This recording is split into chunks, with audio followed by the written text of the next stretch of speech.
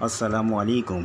قرآن اندازی سے 2 روز قبل پرائز بانڈ کی بندش ڈیلرز نے مسترد کر دی۔ پرائز بانڈ ڈیلرز کا موقف درست ہے، اس سلسلے میں متعلقہ حکام سے بات کریں گے صدر لاہور چیمبر۔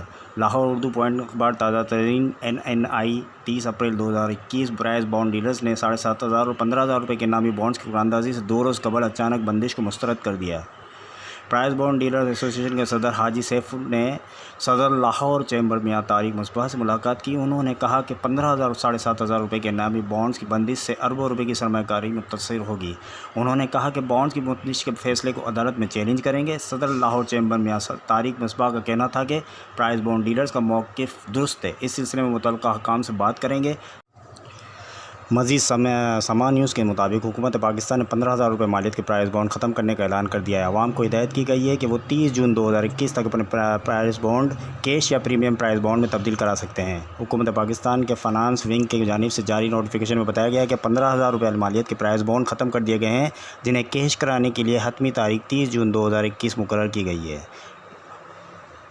ایک اور نوٹیفیکیشن کے مطابق حکومت نے 7,500 روپے مالیت کے پرائز بانڈ کی فروخت بھی فوری طور پر روک دی ہے، جسے کیش اور پریمیم بانڈ میں تبدیل کرانے کے لیے آخری تاریخ 31 دسمبر 2021 مقرر کی گئی ہے۔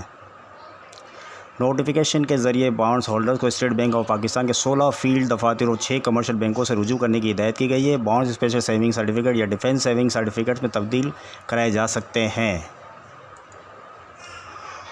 جن بینکوں کے نام یہ ہیں: national bank of Pakistan, HBL bank, UBL bank, MCB bank, ABL bank.